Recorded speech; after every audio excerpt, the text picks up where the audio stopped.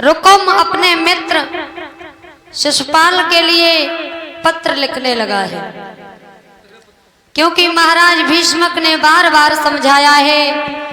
रुकुम ने एक भी बात नहीं मानी और जवाब दिया, पिताश्री बहन का विवाह होगा तो केवल शिशुपाल के साथ ही होगा। पत्र लिखने लगा है रुकुम।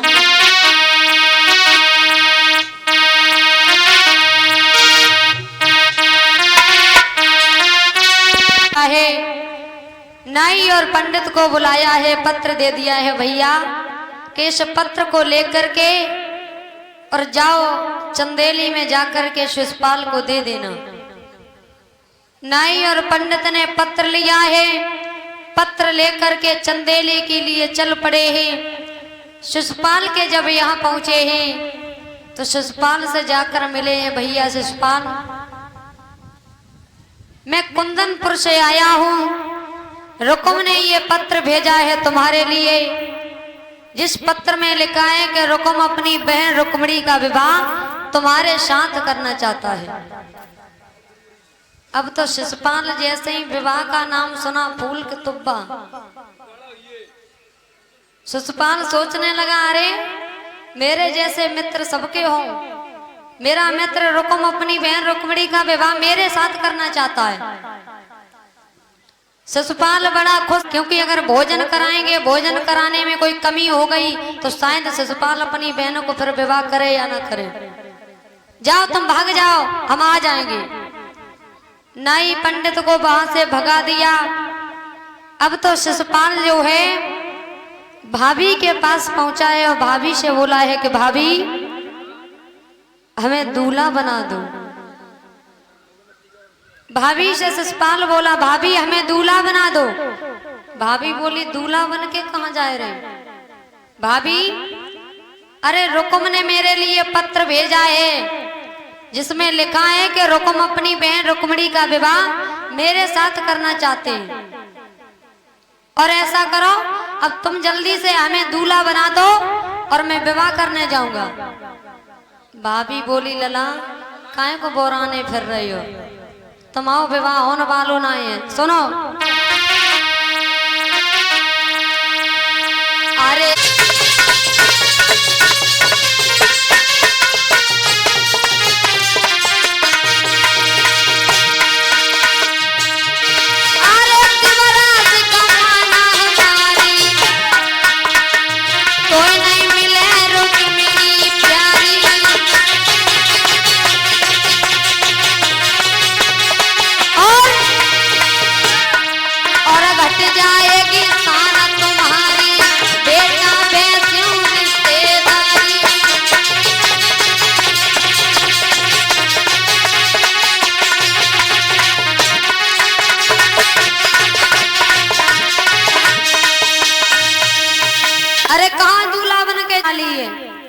क्यों तुम्हें नहीं पता है कि वहां पर द्वारकाधीश भगवान कन्हैया भी रुक्मिणी के साथ विवाह करने आ रहे, और हमें पता है कि रुक्मिणी तुम्हें नहीं मिलेगी। शिशुपाल बोला भाभी तुम हमें दूल्हा बनाए रहे कि नहीं बनाए रहे?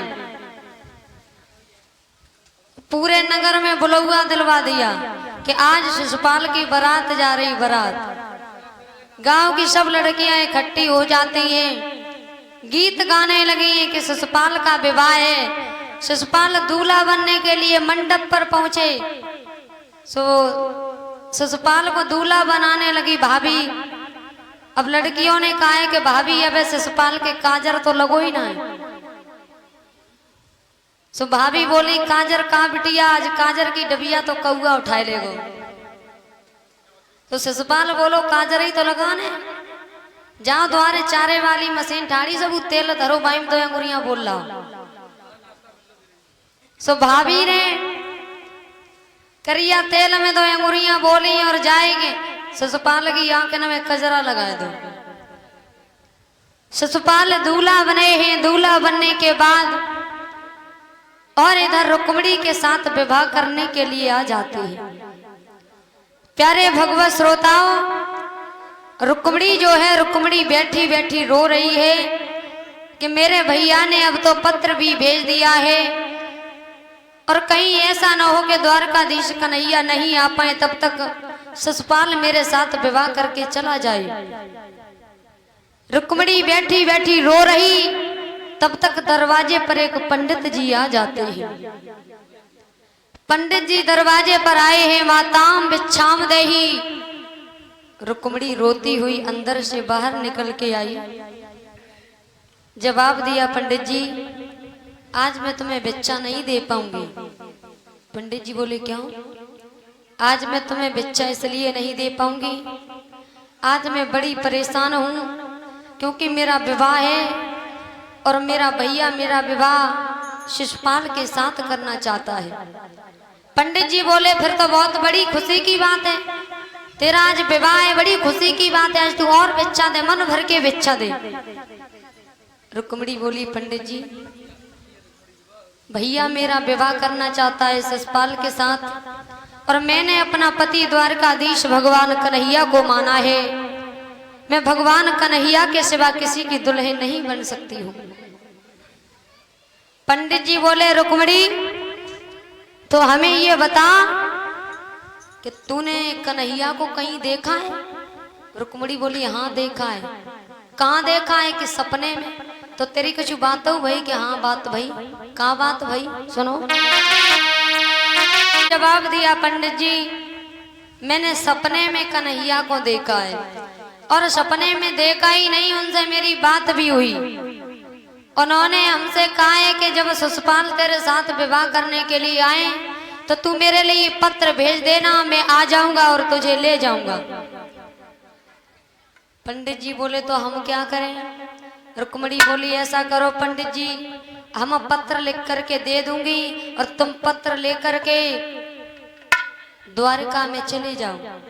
पंडित जी बोले, तू मेरी जान वैसो खतरा में, तू हमें बनाया आफत में डालू चाह काहे?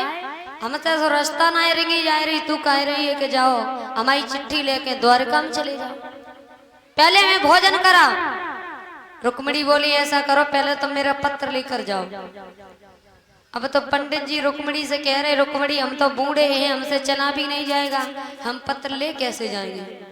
आज प्यारे भगवत श्रोताओं, रुक्मिणी रो रो करके भगवान कन्हैया के लिए पत्र लिखने लगी है।